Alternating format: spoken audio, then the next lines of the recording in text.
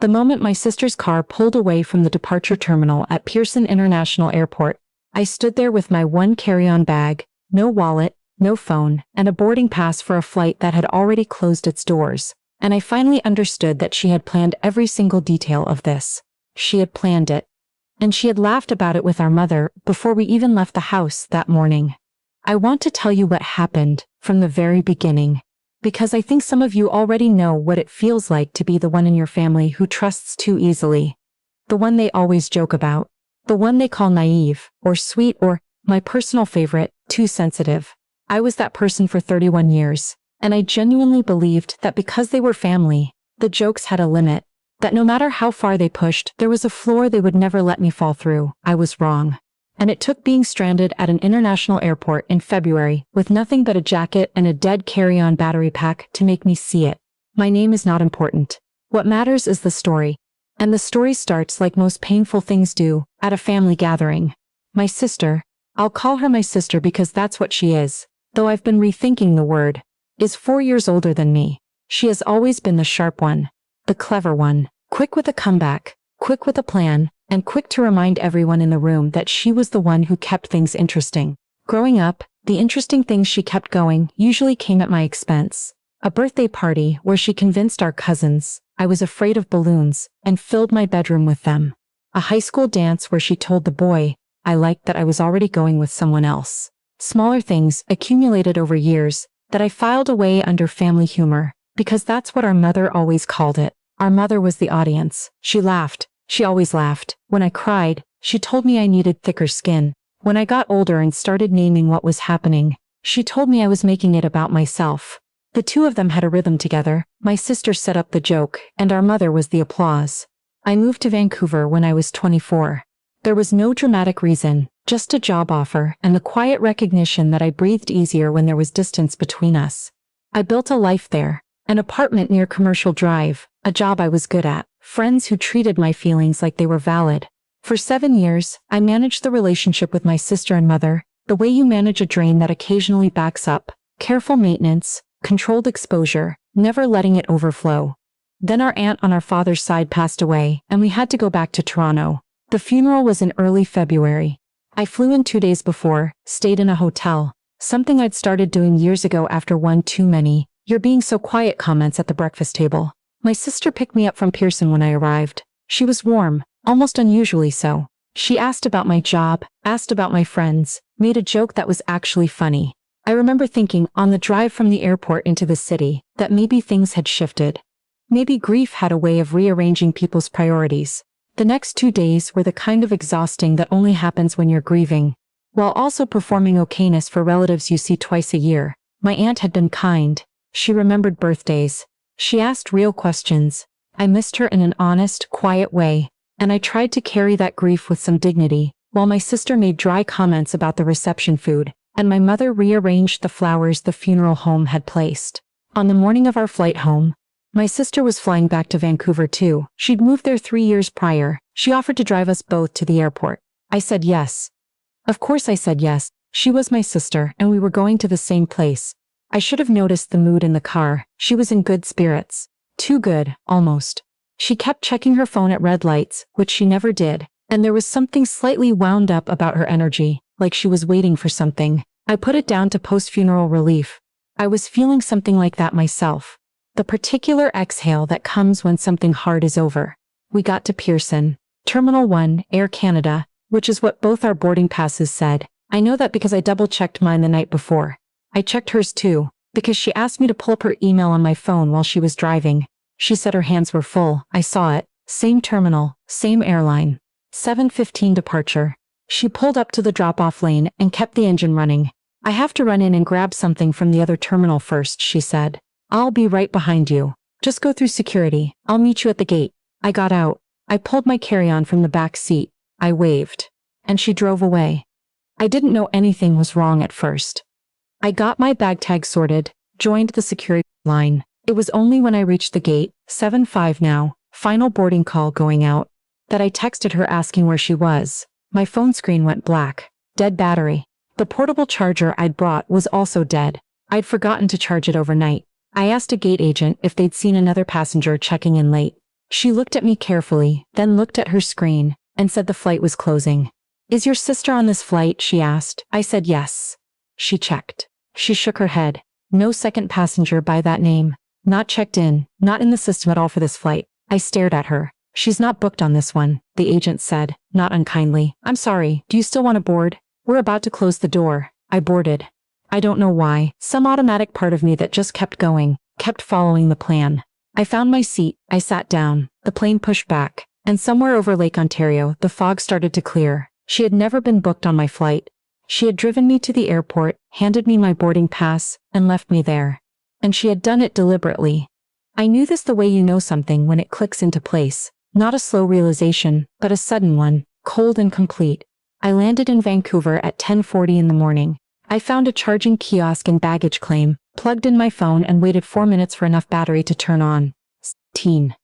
Messages. 6 from my sister. 4 from my mother. My sister's first message had been sent 2 minutes after she drove away from the terminal. Made it to my gate lol. Have a good flight. She had never left the airport. She'd just moved her car, parked it, and caught her own earlier flight. A 6 a.m. departure she'd booked weeks before and never mentioned. She'd let me think we were traveling together. Let me get into that car, let me carry my bag to that door, and then she'd driven to the short-term parking garage and laughed her way through security. Her 6th message, sent from somewhere over the Rockies. Mom said to tell you it was just a prank. Don't be so dramatic, you made it, didn't you? My mother's messages were worse. The first 3 were variations of your sister told me. I can't stop laughing. The 4th one was a voice note. I listened to it standing in the baggage claim hall at YVR, with strangers walking past me and my phone held to my ear, and it was my mother, breathless, genuinely delighted, saying, she bet me $20 you'd just get on the plane and not even make a fuss. I said you'd call crying. Looks like she won. I sat down on a bench near the carousels. A woman across from me was trying to get a stroller folded while also holding a toddler, and a man nearby was on a call about some business that seemed urgent. Normal life, all around me. Moving forward, the way normal life does. I sat there for a long time. There are moments in your life that work like a key. They don't open a door to something new. They open a door to something you already knew was there, but had been refusing to look at. This was one of those moments. My sister, sitting in the gate lounge of the 6 a.m. flight, texting our mother. My mother at home in Scarborough, reading the texts and laughing hard enough to send a voice note. Both of them watching from a distance to see how I'd react. A bet. $20.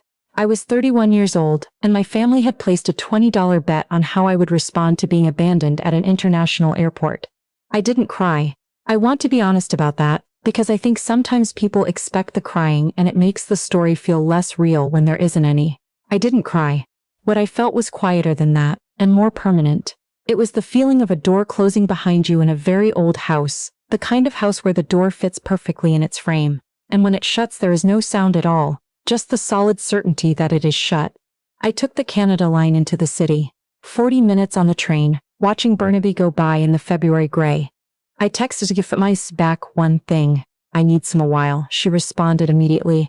Oh my God, you're so sensitive. It was a joke. I put my phone in my bag. In the weeks that followed, I learned some things about myself. I learned that when you stop managing a relationship, you notice very quickly how much energy it was taking.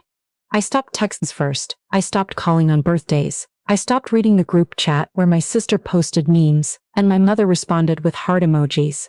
The silence I created around myself felt enormous at first, and then it felt like the most natural thing in the world, like finally exhaling after years of breathing halfway. My mother called 3 weeks later. She opened with, "You know your sister was just having fun," which told me everything I needed to know about how this call was going to go. I let her speak. She said I was punishing them for a joke. She said I was always too sensitive. She said, and this is the one I keep coming back to. She said, this is why people don't invite you to things. I said, I understand. And then I said, I won't be coming to Easter. She made it sound like she'd been surprised, which surprised me, because I didn't think anything I did could still surprise her. But I think she genuinely hadn't expected that sentence to come out of my mouth. I didn't go to Easter. I made dinner with 2 friends from work, one of whom had recently left a marriage that had made her feel small, and we sat in my apartment and ate lamb chops and drank a bottle of something a colleague had brought back from the Okanagan. It was one of the better evenings I can remember. My sister sent a card in April. An actual paper card, which surprised me. It said, "You're taking this too far, call mom," not an apology, a directive. I read it twice, put it on my counter for a few days, then recycled it. There is a woman in my building who is in her 70s. She has a small dog and a very direct manner, and she regularly tells me things I wasn't expecting to hear.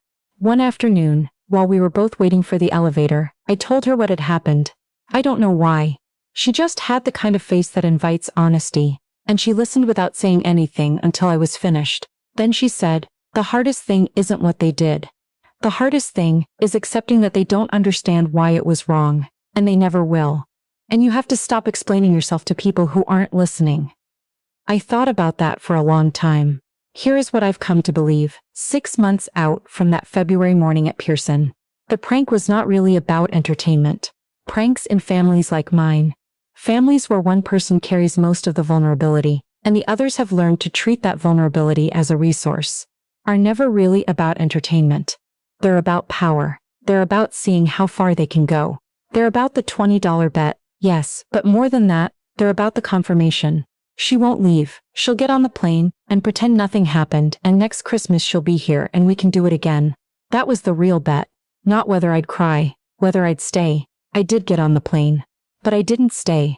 In October, I flew to Halifax to visit a university friend who had just had a baby. I bought the ticket myself, packed my own bag, navigated my own way through YVR, and sat in the window seat watching the Atlantic come into view for the first time in years. My friend picked me up at the airport in a car, with a car seat in the back and a coffee in the cup holder for me, and when she hugged me she said, "You look different, good different." I told her what had happened, over soup, while the baby slept in the next room. She didn't say your sister was just joking. She didn't tell me I was being too sensitive. She put her spoon down and said, "I'm really sorry that happened to you." 5 words. That simple. That's all it took to feel seen. I don't speak to my sister anymore. I don't say that with drama, or with the tight satisfaction of someone who has won something. I say it the way you say it, when it's simply become true. We haven't spoken since that April card. My mother and I talk occasionally, short calls, surface level, the kind of contact that doesn't cost too much and doesn't offer too much. I'm still working out what I want that to look like long term. What I know is this: I am not too sensitive. I was never too sensitive. Too sensitive is what people say when your feelings are an inconvenience to them. I felt exactly the right amount for a person who had been treated exactly the way I'd been treated. The problem was never my capacity for feeling. It was that I kept offering it to people who had made it clear, over decades, that they intended to use it. If you're watching this and you recognize something in what I've shared, if you have a sister who sets up the joke, and a mother who laughs, and a family chat where you're always the punchline, I want you to hear this. Your instincts are correct. The thing you've been telling yourself isn't that bad, is that bad. The question isn't whether you can survive them. You clearly can. The question is whether you're willing to stop spending that survival energy on people who see it as a game. I'm not saying leave. I'm not saying sever and never look back. I'm saying the door is yours to close. It was always yours. I stood in a baggage claim hall at YVR on a February morning, with a quarter charge on my phone and 17 unread messages, and I chose to take the train home. Not towards something, not eyeing for something. Just home, to my own apartment, my own life, the one I had built without them. That was enough. It still is.